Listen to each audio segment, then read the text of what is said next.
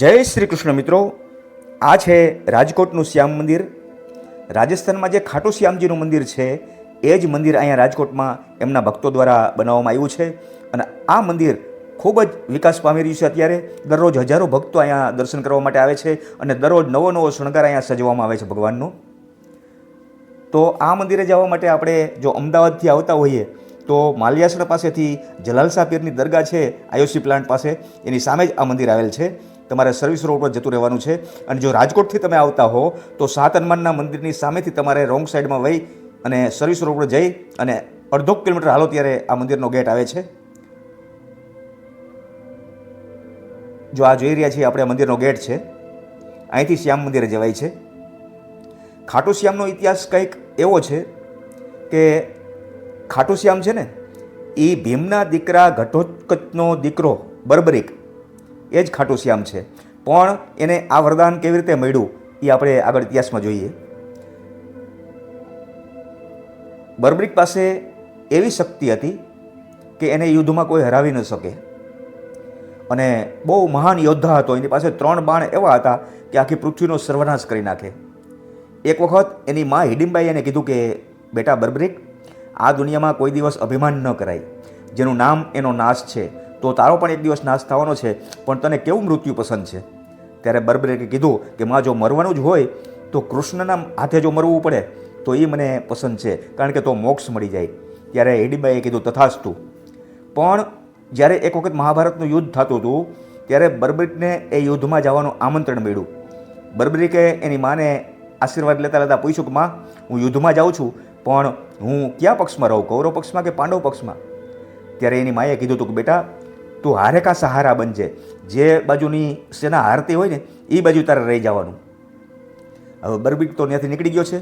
કૃષ્ણ ભગવાનને ખબર પડી કે બર્બરીક પણ મહાભારતના યુદ્ધમાં ભાગ લેવા આવે છે. જો એ લડશે ને તો બધાનો સર્વનાશ થઈ જશે. એટલે એણે બ્રાહ્મણનું રૂપ લઈ અને બર્બરીક પાસે જઈને કીધું કે કેમ બર્બરીક, કઈ બાજુ? તો કે યુદ્ધમાં જાઉં છું. તો કે કોના પક્ષમાં? તો કે હારે કા સહારા બનજે, એવું મારે માએ કીધું છે. જે પક્ષ હારતો હોય ને એ બાજુ મારે રહેવાનું છે. તો કે ભલામણા, તારે યુદ્ધમાં નથી જવાનું. યુદ્ધમાં શું થવાનું તને ખબર છે? તો કે નહીં. તો કે તારી પાસે આ 3 બાણ છે ને, એ 3 બાણનું કાંઈ ન આવે. તો કે કઈ રીતે? મારી પાસે એવી શક્તિ છે એ કે. તો કે શું શક્તિ છે?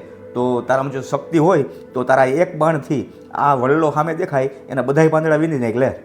તો કે વીંધી નાખું એમ કરીને એને બાણ ચડાવ્યું છે અને એક પાન નીચે પડ્યું હતું, ભગવાને પગ નીચે દબાવી દીધું. અને ત્યારે બર્બરીકે બાણ ચડાવ્યું અને બાણના જે વડલાના બધાય પાન વીંધી નાખ્યા. ત્યારે ભગવાને કૃષ્ણએ કીધું કે જો મારા પગ નીચે એક પાન બાકી રહી ગયું છે, પણ પગ ઊંચો કર્યો ને તો એ પાને વીંધાણેલું હતું. પછી ભગવાનને એમ થઈ ગયું કે ના ના, આની પાસે શક્તિ તો છે, આને યુદ્ધમાં જવા ન દે. એટલે કીધું કે તું આજ જે યુદ્ધમાં જાસ તો બ્રાહ્મણને દક્ષિણા નહીં દે? તો કે બોલો ને, જે માગું એ આપું. તો કે તારું માથું મને દઈ દે.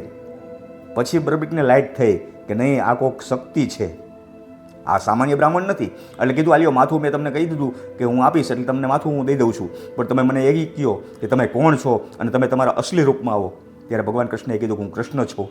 તો કે કાંઈ વાંધો નહીં, મને તમારા હાથે મરવું પસંદ હતું, હું તમને માથું દઈ દઉં છું, પણ મારી એક ઈચ્છા છે કે મારે મહાભારતનું યુદ્ધ જોવું છે. ત્યારે કૃષ્ણ ભગવાને એનું માથું એક જગ્યાએ પર્વત ઉપર મોકલી દીધું, ત્યાં એને આખું મહાભારતનું યુદ્ધ દેખાય. આખું યુદ્ધ એણે જોયું હતું. આ બર્બરીક છે. ભગવાને એને કીધું હતું કે અત્યારે મેં તારું માથું લીધું છે ને, પણ જા, તારું નામ કળિયુગમાં આખા ઘરે ઘરમાં ગુંજશે અને કળિયુગનો તું દેવતા કહેવાઈશ. તારા નામની પાછળ મારું નામ લાગશે. જે જગ્યાએ મસ્તક પડ્યું હતું એ ખાટું, અને તારા નામની પાછળ મારું નામ શ્યામ લાગશે, એટલે ખાટુ શ્યામ કહેવાય છે. અને મહાભારતનું યુદ્ધ પૂરું થયા પછી કૌરવ સેના તો નાશ થઈ ગઈ હતી. પાંડવો બધા અભિમાનમાં રાજતા હતા કે યુધિષ્ઠિર એમ કે હું હતો એટલે યુદ્ધ જીતા, અર્જુન એમ કે હું હતો એટલે જીતા હતા.